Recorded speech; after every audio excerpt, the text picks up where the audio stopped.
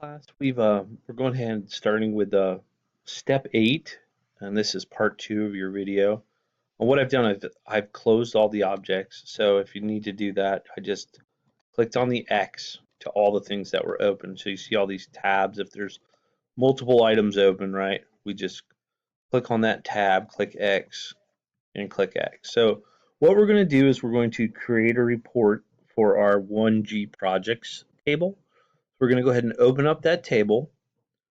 Projects 1G. I just double clicked on it. I'm going to create a report, and the report tells us that we need to get rid of this budget amount column. Let's close this here. So what we do is we just click on that, we right click, and we're deleting that column. We do not want the budget amounts in our column. The next thing we need to do is we need to sort the let's see what it says. Sort the building project in ascending order. So we're going to click on add a sort, building project, and it's A to Z, right? So ascending order. So you can see that that has done that. If we wanted to change it, we just click on it. We could change the A to Z, put Z to A on top, but that's all we needed to do there. Next, it's asking us to go to the property sheet values, and it wants us to change the building building project site in contractor for the width. So when I click on that, I clicked on project sheet, I click on the building project, you can see that label 1 comes up. So you just need to be careful.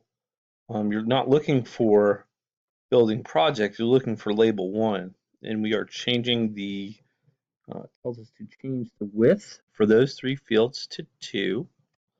So go ahead and make that change. The next one, right? Site, label 2, the width to 2. Contractor, we're changing the width to 2. I think I clicked in the wrong, but I did. See what I did there? I didn't change it, right? It didn't type over, so we went ahead and made that change. The next thing it wants us to do is at the bottom of the report, delete the page. So we're just going to go to print preview to make sure that there is no additional page there when we print it, right? So it does appear to be good. Okay, so now we're going to close that print preview. Okay, it asks us to save the report. Oh, it says, it's asking us to delete the page number on the bottom of the report. So we'll go ahead and delete the page number. Sorry about that, folks. It's asking us to delete the page number, not the page. I just click on the page number. I've deleted the page number. I just clicked on it and pressed the delete button. Now what I'm going to do is I'm going to go ahead and I'm going to save this report. To save it, I just click on this. It's going to ask me, do I want to save the changes? I click yes, and it asks us to name it last name, first name, 1G project reports.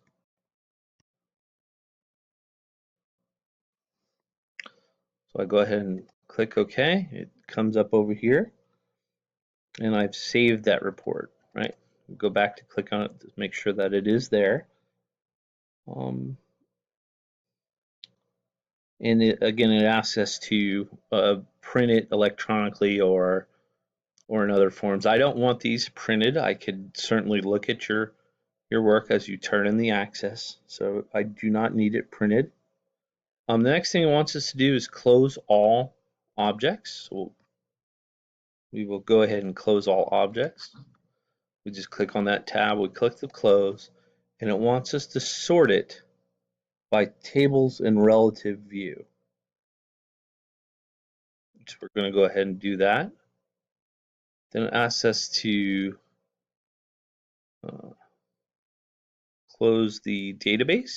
So to close the database, but not a close access, we simply click on File and we click on Close, and it will go ahead and close that database.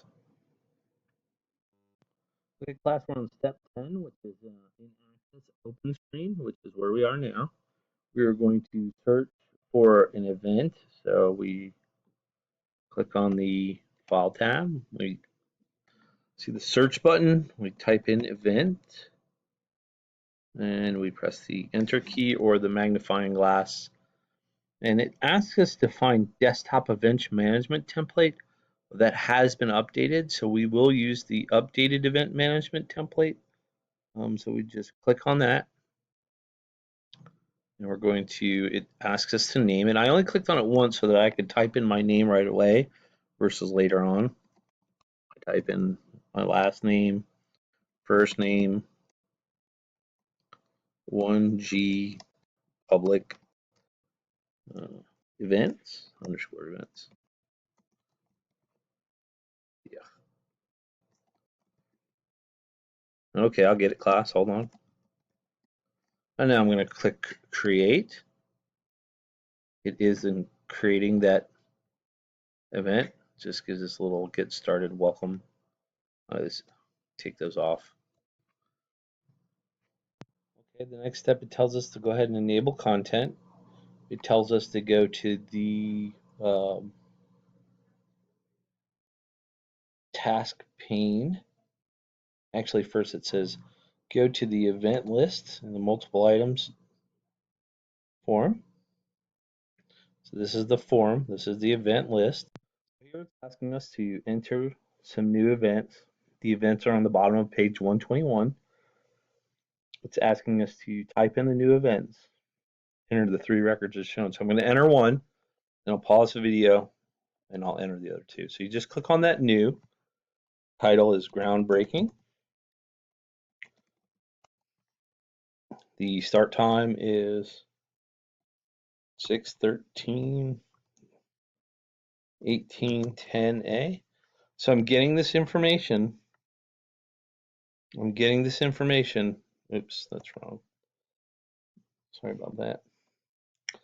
The location is northeast.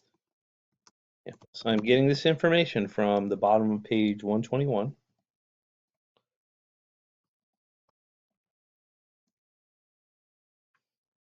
End time 13, 18.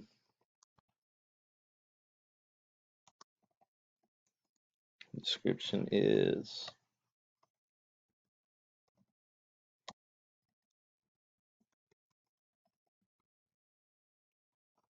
ground. So I'm going to go ahead, save, add a new one.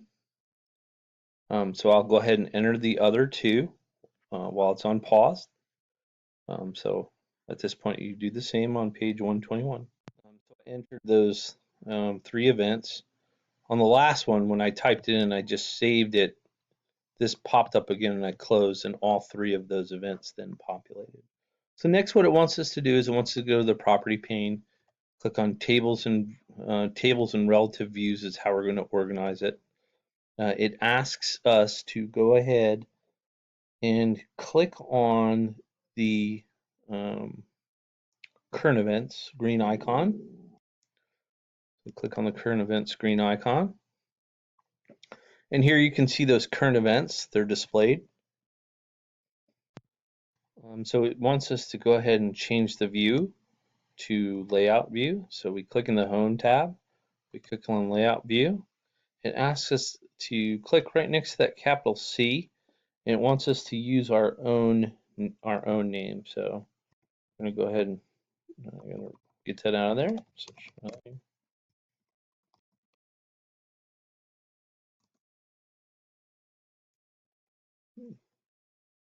Then press the space bar and enter. Here what we want is we don't want this name to overlap with the date. So if it does, it just tells you to decrease the font. In this case, it's fine, but if not, you could just highlight over and you could decrease the font over here on the property sheet. In this case, it is not necessary, and I don't think there's going to be a case where it is necessary. From there, what you'll need to do is just do a quick print preview to make sure that's okay. I do not want you to print anything because I'm able to view your databases when you submit them to me. So there's nothing that needs to be done in this case. We're going to go ahead and close that. Now what you're going to do is you're just going to make sure that you save it, right? You know where you've saved it as, and then you submit these in Moodle. Okay? And that concludes your database course project. Good luck.